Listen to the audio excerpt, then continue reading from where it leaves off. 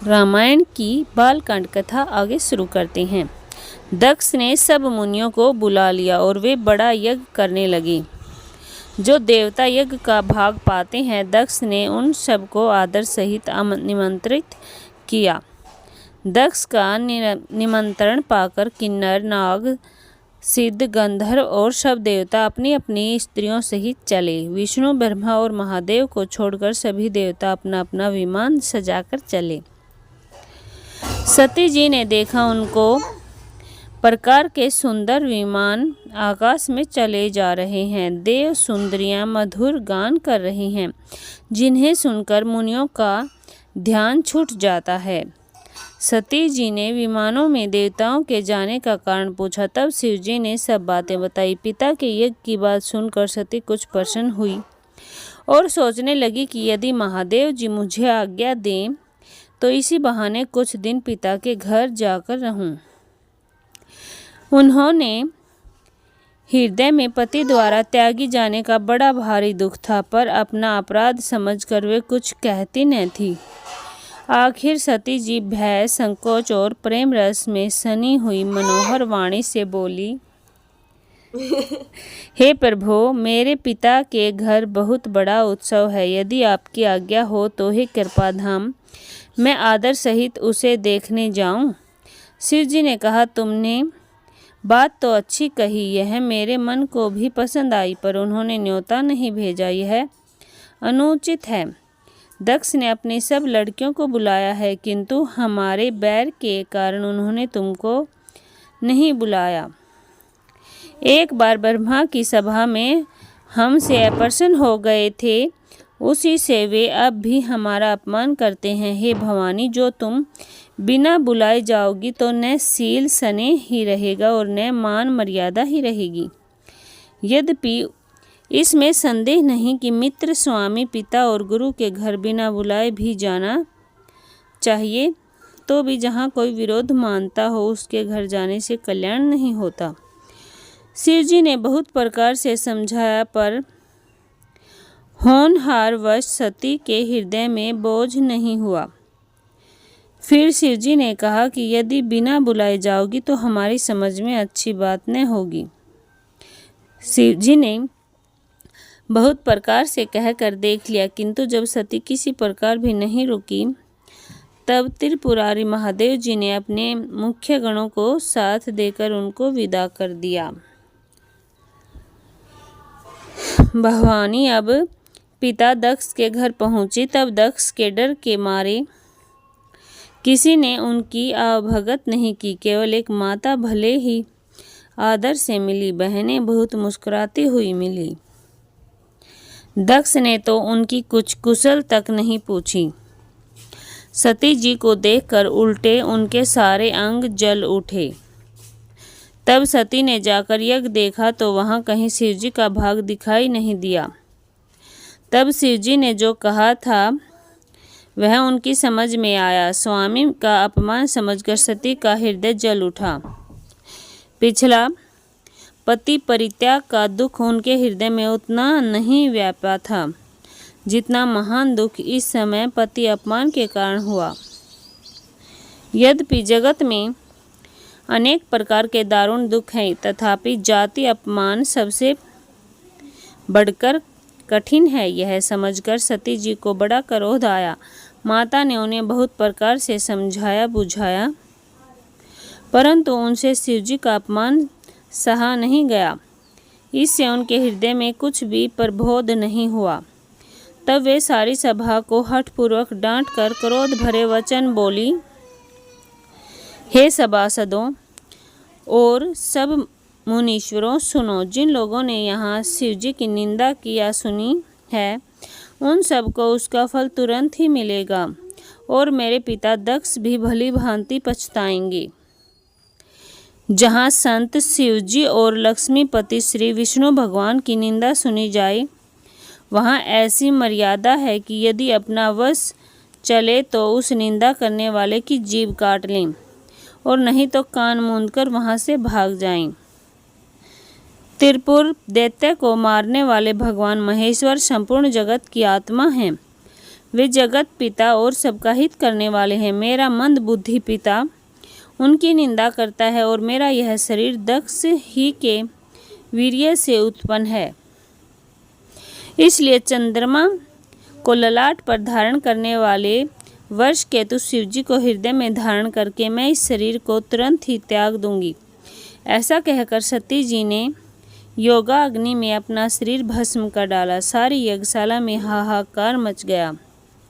सती का मरण सुनकर शिवजी के गण यज्ञ विध्वंस करने लगे। यज्ञ विध्वंस होते देख मुनीश्वर भृगु जी ने उसकी रक्षा की। वे सब समाचार शिवजी को मिले। तब उन्होंने क्रोध करके वीरभद्र को भेजा। उन्होंने वहां जाकर यज्ञ विध्वंस कर डाला और सब देवताओं को यथोचित फल दंड दिया। दक्ष की जगत प्रसिद्ध वही गति हुई जो शिवद्रोही की हुआ करती है। यह इतिहास सारा संसार जानता है, इसलिए मैंने संक्षेप में वर्णन किया है। सती ने मरते समय भगवान हरि से यह वर मांगा कि मेरा जन्म जन्म में शिवजी के चरणों में अनुराग रहे। इसी कारण उन्होंने हिमाचल के घर जाकर पार्वती के शरीर से जन्म लिया।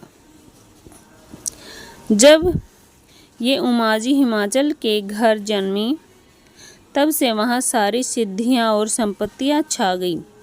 मुनियों ने जहाँ तहाँ सुंदर आश्रम बना लिए और हिमाचल ने उनको उचित स्थान दिए।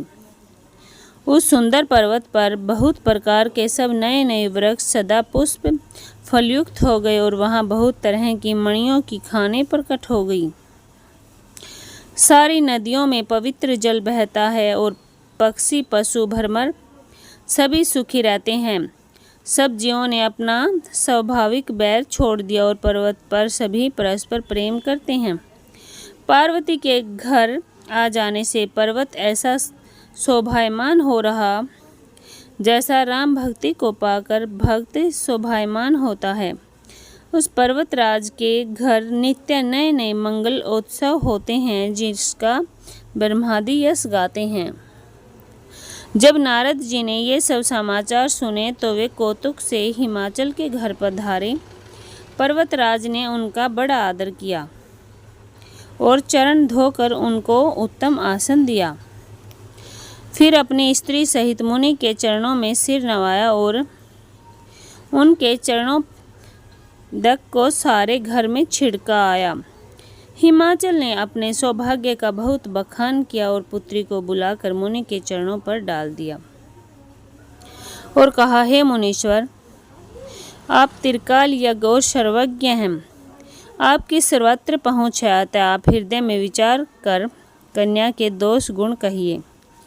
नारद मुनि ने हंसकर रहस्य युक्त कोमल वाणी से कहा, तुम्हारी कन्या सब गुणों की खान है। यह स्वभाव से ही सुंदर, सुशील और समझदार है। उमा, अंबिका और भवानी इसके नाम हैं। कन्या सुलक्षणों से संपन्न है। यह अपने पति को सदा प्यारी होगी। इसका सुहाग सदा अचल रहेगा और इससे इसके माता पिता यश पावेंगे। यह सारे जगत में पूज्य होगी। इसकी सेवा करने से कुछ भी दुर्लभ न होगा। संसार में स्त्रियों इसका नाम स्मरण करके पति वर्ता रूपी तलवार की धार पर चढ़ जाएंगी। हे पर्वतराज, तुम्हारी कन्या सुलक्षणी है। अब इसमें जो 2-4 अवगुण हैं उन्हें भी सुन लो। गुणहीन, मानहीन, माता पिता विहीन, उदासीन, संयसहीन, लापरवाह, योगी, जटाधारी, निष्काम हृदय, नंगा और अमंगल वेश वाला ऐसा पति इसको मिलेगा। इसके हाथ में ऐसी ही रेखा पड़ी है। नारद मुनि की वाणी सुनकर उसके हृदय में सत्य जानकर पति पत्नी को दुख हुआ और पार्वती जी प्रसन्न हुई। नारद जी ने भी इस रहस्य को नहीं जाना, क्योंकि सबकी बाहरी दशा एक सी होने पर भी भीतरी समझ भिन्न भिन्न थी।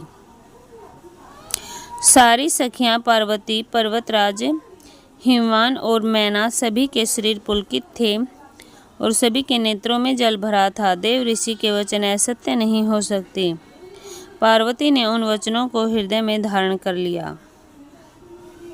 उन्हें शिवजी के चरण कमलों में स्नेह उत्पन्न हो आया, परंतु मन में यह संदेह हुआ कि उनका मिलना कठिन है। अवसर ठीक न जानकर उमा ने अपने प्रेम को छिपा लिया और फिर वे सखी की गोद में जाकर बैठ गई। देव ऋषि की वाणी झूठ न होगी, यह विचार कर हिमवान, मैना और सारी चतुर सखियां चिंता करने लगी। फिर हृदय में धीरज धरकर पर्वतराज ने कहा, हे नाथ, कहिए अब क्या उपाय किया जाए। मुनीश्वर ने कहा, हे हिमवान, सुनो, विधाता ने ललाट पर जो कुछ लिखा दिया है उसको देवता, दानव, मनुष्य, नाग और मुनि कोई भी मिटा नहीं सकता। तो भी एक उपाय मैं बताता हूँ, यदि देव सहायता करें तो वह सिद्ध हो सकता है। उमा को वर तो निसंदेह वैसा ही मिलेगा जैसा मैंने तुम्हारे सामने वर्णन किया है, परंतु मैंने वर के जो जो दोष बताए हैं, मेरे अनुमान से वे सभी शिवजी में हैं। यदि शिवजी के साथ विवाह हो जाए तो दोषों को भी सब लोग गुणों के समान ही कहेंगे। जैसे विष्णु भगवान शेषनाग की सैया पर सोते हैं तो भी पंडित लोग उनको कोई दोष नहीं लगाते। सूर्य और अग्निदेव अच्छे बुरे सभी रसों का भक्षण करते हैं, परंतु उनको कोई बुरा नहीं कहता। गंगा जी में शुभ और अशुभ सभी जल बहता है, पर कोई उन्हें अपवित्र नहीं कहता। सूर्य, अग्नि और गंगा जी की भांति समर्थ को कुछ दोष नहीं लगता। यदि मूर्ख मनुष्य ज्ञान के अभिमान से इस प्रकार होड़ करते हैं तो वे कल्प भर के लिए नरक में पड़ते हैं। भला कहीं जीव भी ईश्वर के समान सर्वथा स्वतंत्र हो सकता है। गंगा जल से भी बनाई हुई मदिरा को जानकर संत लोग कभी उसका पान नहीं करते, पर वही गंगा जी में मिल जाने पर जैसे पवित्र हो जाती है। ईश्वर और जीव में भी वैसा ही भेद है। शिव जी सहज ही समर्थ हैं, क्योंकि वे भगवान हैं, इसलिए इस विवाह में सब प्रकार का कल्याण है। परंतु महादेव जी की आराधना बड़ी कठिन है, फिर भी कलेश करने से वे बहुत जल्द संतुष्ट हो जाएंगे। तप करने से यदि तुम्हारी कन्या तप करे तो त्रिपुरारी महादेव जी होनहार को मिटा सकते हैं। यद्यपि संसार में वर अनेक हैं, पर इसके लिए शिवजी को छोड़कर दूसरा वर नहीं है। शिवजी वर देने वाले, शरणागतों के दुखों का नाश करने वाले, कृपा के समुद्र और सेवकों के मन को प्रसन्न करने वाले हैं। शिवजी की आराधना किए बिना करोड़ों योग और जप करने पर भी वांछित फल नहीं मिलता है। ऐसा कहकर भगवान का स्मरण करके नारद जी ने पार्वती जी को आशीर्वाद दिया और कहा कि हे पर्वतराज, तुम संदेह का त्याग कर दो, अब यह कल्याण ही होगा। यूं कहकर नारद मुनि ब्रह्मलोक को चले गए। अब आगे जो चरित्र हुआ उसे सुनो। पति को एकांत में पाकर मैना ने कहा, हे नाथ, मैंने मुनि के वचनों का अर्थ नहीं समझा। जो हमारी कन्या के अनुकूल घर, वर और कुल उत्तम हो तो विवाह कीजिए, नहीं तो लड़की चाहे कुमारी ही रहे। मैं अयोग्य वर के साथ उसका विवाह नहीं करना चाहती, क्योंकि हे स्वामी, पार्वती मुझको प्राणों के समान प्यारी है।